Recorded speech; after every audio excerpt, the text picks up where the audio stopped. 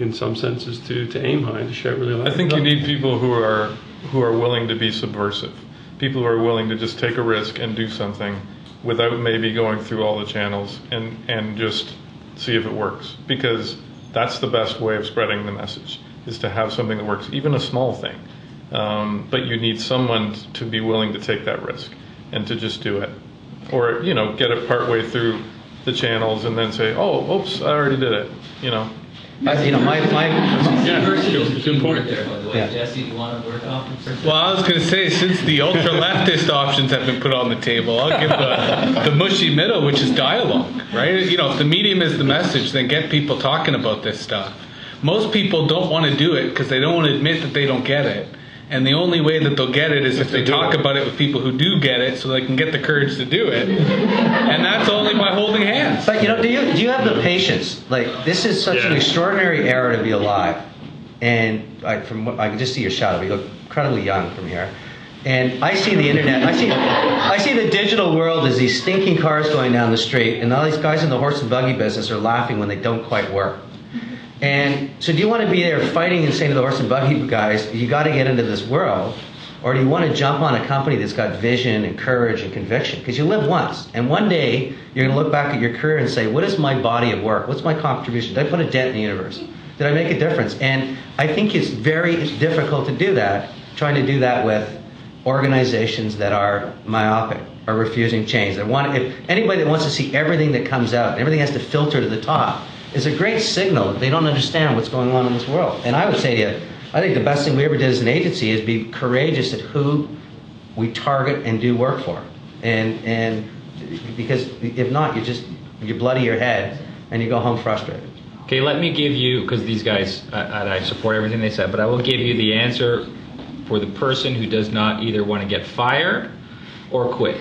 Okay, so and I know, and I hear this question all the time, right? Because there's always people who want their organization to get it, but there's not enough lapels they can grab and shake because they get the carpal tunnel and then they have to go on leave. But the answer is you have to sort of think like your opponent there, right? And there's a certain amount of fear, right? There's a certain amount of unknown. There's a certain amount of wasted time and wasted money.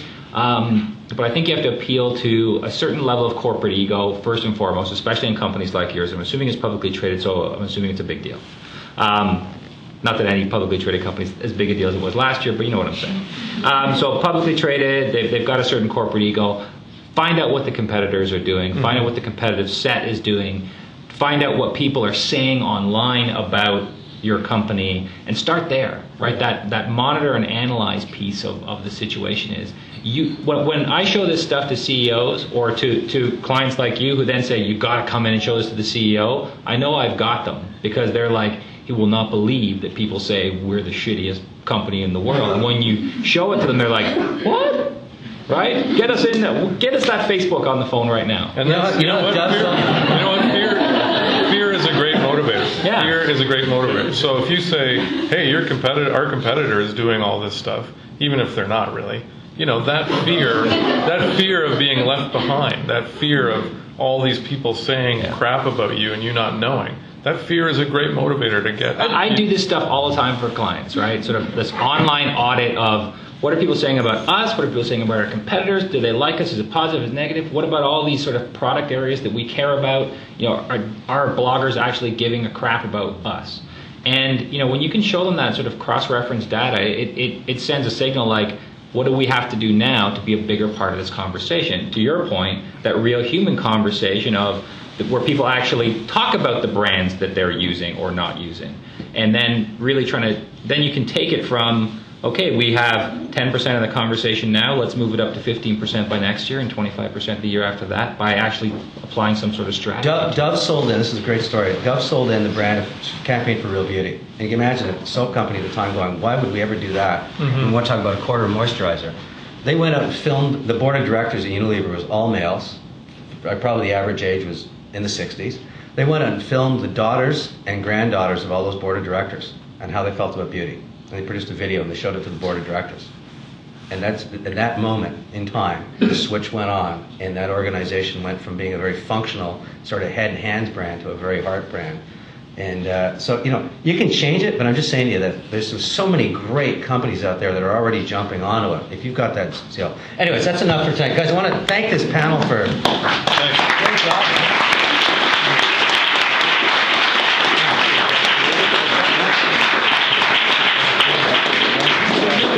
Let's go have a cocktail and some food. The shrimp's still going to be good, even though it has to be in the fridge for an hour. Hey, look, an iPhone. Hey, There's a party here. I was. It's around now. Oh, thanks. Good job. Yeah, that's worked out.